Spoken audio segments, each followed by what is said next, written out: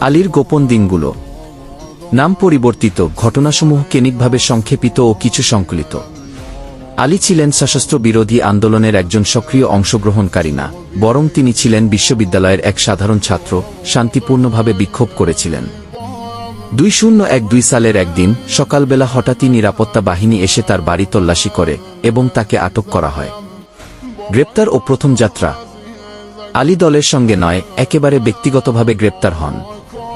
বলপূর্বক নামাজ পড়ার জন্য ব্যবহৃত রুম থেকে তাকে তুলে নিয়ে যায়। এরপর শুরু হয় অজানা গন্তব্যে যাত্রা, যেখানে আলো নেই, বাতাস নেই, শুধুই ভয়। প্রবেশ এবং প্রথম পর্যায়ের নির্যাতন। তিনি এক কঠিন কারাগারে পৌঁছান, সিডনি অ্যাপ্রাইসনের মতো একটি নিরাপত্তা কেন্দ্র।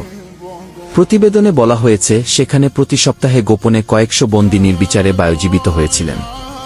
প্রথম রাত্রি ছিল সবচেয়ে কঠিন, কি আলী বলেছিলেন। বন্দীদের প্রথম রাতেই মারধর, ভয়চাপ ও দমবন্ধ করা ঘরে রাখা হয়। তিনি দেখেন এক কোনায় বন্দীরা দাঁড়িয়ে আছে, অন্যরা ভয়ে শক্ত হয়ে বসে আছে। দীর্ঘতোষণ ও শারীরিক ও মানসিক প্রভাব। প্রায় এক সপ্তাহ খাবার পায়নি কোনো নিয়মে, কি তিনি জানিয়েছেন। পানি ছিল অস্বাস্থ্যকর, কখনো কখনো টয়লেটের পানিতেই পান করতে হয়েছে, কি কিছু সাক্ষ্য অনুযায়ী। শারীরিকভাবে ভেঙে পড়েছেন, হাড়গুলো দুর্বল, হাঁটার ক্ষেত্রে ব্যথা। মানসিকভাবে ঘন ঘন দেখা দিত কি দরজার পিছনে কেউ আছে, কি ভাব। আমি মনে করি জীবিত থাকার সবচেয়ে বড় কারণ ছিল হয়তো শুধু সময় শেষ হওয়া নয়, ভয়াবহতা শেষ হয়ে যাওয়া, কি আলীর ভাষায়।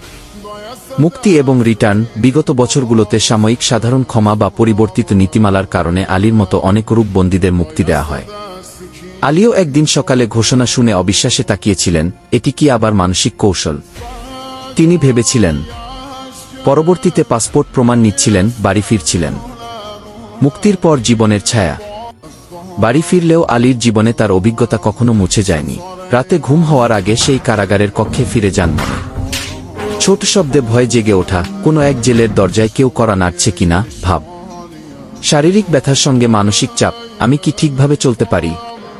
আমার স্মৃতি কি ঠিক আছে? এমন প্রশ্ন বারবার মাথায় আসে। বিশ্লেষণ ও চিন্তা। এই গল্প আমাদেরকে কয়েকটি বিষয় মনে করিয়ে দেয়। কারাগার শুধু শারীরিক বন্দিত্ব নয়, মানসিক বন্দিত্ব আরও দীর্ঘস্থায়ী হয়। আইনগত বিধান থাকলেও বাস্তবে এমন অনেক কেন্দ্র আছে যেখানে মানবাধিকার লঙ্ঘন হয়েছে বা হচ্ছে। যেমন সিডনির ঘটনায় বলা হয়েছে, লাইন ধরে মৃত্যুই ছিল অনেকের জন্য মুক্তিজ্ঞ। মুক্তির পর বিমুগ্ধতা বা পুনর্বাসন সময় নেয়, শুধু শারীরিক মুক্তি দিয়ে সব শেষ হয় না। যদি ভিডিওটা ভালো লাগে লাইক, কমেন্ট, শেয়ার করুন। ধন্যবাদ।